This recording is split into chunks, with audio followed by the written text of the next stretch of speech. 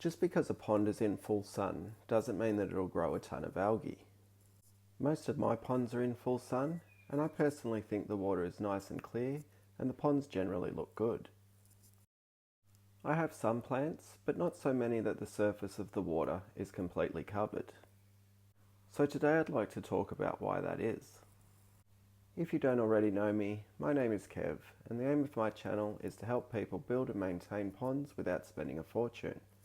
If that sounds like something that interests you, you might like to subscribe and visit my website, Ozponds.com. I often see on forums that when people have algae issues, the overwhelming response is add more plants and shade the water. Covering the pond with 50% plants is a common answer. Plants are great at consuming nutrients that would help fuel algae growth, and if you plant enough, they can shade the water. But they can also take over, and then, well, you hardly see any water or any fish, and that's not what I want. I also don't want to be forever removing plants from the pond just to keep them in check. And you really do need to keep the plants in check if you go down this route, because if they die and break down inside the pond, all that nutrient that they consume to grow just gets re-released into the pond and fuels more plant or algae growth. If this is something you're happy to do and you enjoy it, well, that's fine. But I think it's important to look at other options than just adding more plants. Once you understand how water is filtered and how the pond processes nutrients, then you can easily maintain a pond in sun or shade or anywhere in between. You don't need any UV lights. All you really need is natural processes that have been around for millennia. Plants can do a part of that, but they don't need to be the only part. So here's the basics. The pond just needs to have a filtration system that can process the amount of nutrients that are being produced. Every pond is different. This pond here has a bog filter, which in my opinion is the best pond filter you can have. The pond has fish, and there's also debris that falls into the water, and it's the bog filter's job to process the waste and nutrients that these two things are producing. This pond here has no filter or moving water, just a mud bottom, sand over the top, and some water fringe, but it only has shrimp and snails living inside it. The pond itself is a filter, and it will grow algae and biofilms, but the shrimp and snails will consume it, and a balance is maintained. If I were to put fish in here and I fed them, the plants and substrate which are providing the filtration would be overwhelmed, and I would expect the algae to grow quite vigorously. In the pond with the bog filter, for one, it's much bigger, it has moving water, and it has that dedicated filtration system, so here it's no problem keeping fish, and I could even feed them every day if I wanted, without overwhelming the pond. The point of the story is that you can maintain a pond in a number of different ways, but the most important thing is that there's a balance. Trying to balance lighting levels in an outdoor pond seems too hard to me. During winter I might have 10 hours of sunlight if I'm lucky, then in summer it's more like 15. Not to mention the way the angle of the sun changes throughout the seasons, stronger in summer and weaker in winter. It's also hard to find plants that grow all year round, especially if you experience harsh winters. I find it's much easier to stock the pond based on the amount of filtration you have. I like to create a complete ecosystem that will take care of itself, a whole food chain that will process nutrients for me. So if the water is green or there's lots of algae growth, you know that something's unbalanced. There's too many fish, or you're feeding too much, or the filtration's inadequate, or there's too much organic material breaking down inside the pond. Basically too many nutrients for the pond or filter to process. Those are the things I think you should look at first before you start throwing in loads of plants, adding a UV light, placing a shade sail over the pond, or using expensive chemicals. Once you establish a balance, it's stupidly easy to maintain a pond.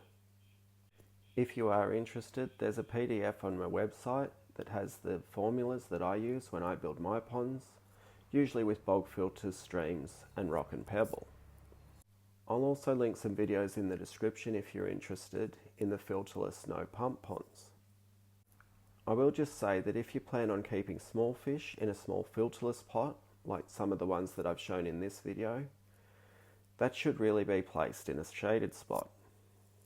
And not because of the algae growth, more because of the temperature fluctuations that occur in small bodies of water, especially when they're above ground.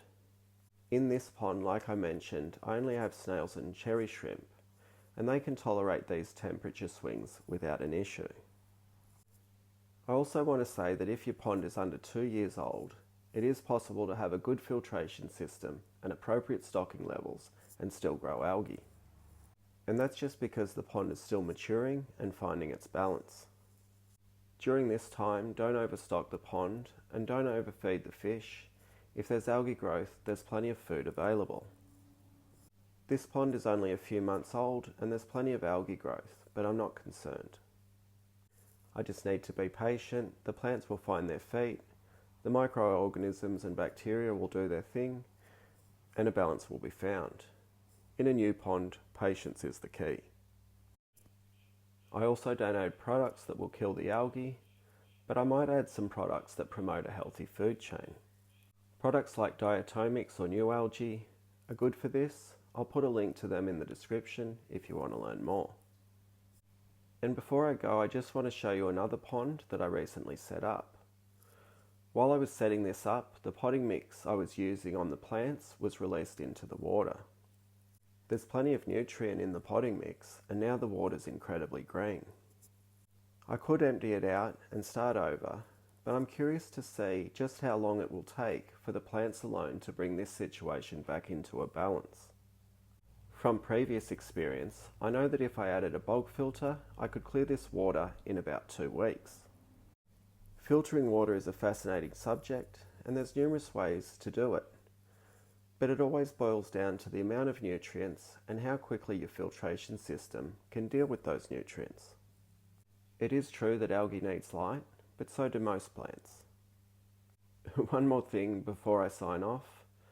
Well done if you made it this far. I know I'm not the most entertaining way to spend your time on YouTube, but you may notice at different times of year you get some algae. Say in the heat of summer, nothing's really changed except the heat, so you would assume that that's causing the algae. But it might simply be that as the pond heats up and water evaporates, the nutrients are left behind, and therefore they become more concentrated. During cooler times of the year, there wasn't so much evaporation, and probably even rain events that were providing a water change, therefore diluting the nutrients inside the pond. Maybe you even notice algae after rain events, and that could just be nutrients being washed into the pond. There might be algae after lots of wind because leaves and other debris have blown in. Maybe algae growth in winter because the plants and bacteria are dormant, therefore the algae grows to process the nutrients. Most of the time these outbreaks are only temporary and the balance is quickly restored. If it continues for an extended period of time, you need to identify the source of the nutrients or increase the filtering capacity. It is seriously that simple. Anyway, I hope this was helpful. If it was, feel free to give the thumbs up button a tickle. Thanks for watching. See ya.